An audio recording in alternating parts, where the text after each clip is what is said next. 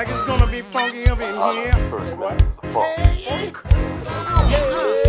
Hi, I'm Patty Moreno, the Garden Girl. It's fall here in New England. For me, that means I start my indoor garden. I've already brought in a couple of my containers from outside, like my citrus trees, also my rosemary and my lavender. The one thing that I don't have indoors is a drip irrigation system, so I'm gonna really need to know when to water. One of the common mistakes with containers is that you overwater them, and I don't wanna do that because I wanna conserve every drop of water that I can. So I have found a new product. It's called the Thirsty Light. This tells me when I have to water my container plants. The Thirsty Light is really easy to use. All you have to do is turn it on, and I am going to pop it in.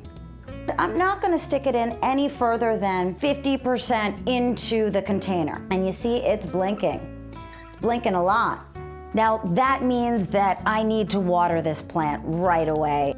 One of the great things about the Thirsty Light is that you can leave it in your container. Just walk over every now and then and look and see if your plant needs water. You can also take it and you can test all of the other containers that you have around. Now this is the small version, but we also have another type of sensor, and that is a sensor for hanging plants. I've got one right up here, and I've already put it in the container, and as you can see, it is not blinking. My citrus tree here is already starting to fruit. There are little tiny little lemons, so I want to make sure that I water it and I take care of it really well because I want a harvest of lemons this year. So I've got my Thirsty Light. Now this is the bigger version, the longer version, and I've switched it on. And of course, because it's not in a moist climate, you'll see that it'll blink periodically.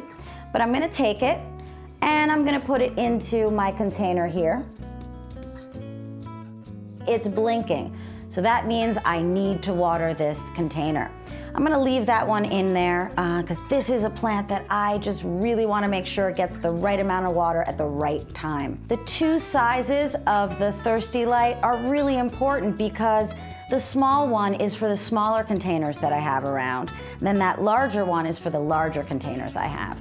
If I use a small Thirsty Light for these big containers where I've got my citrus trees in, it's gonna give me a false reading, and I'm gonna end up overwatering my plant. And I don't wanna do that because I wanna conserve water.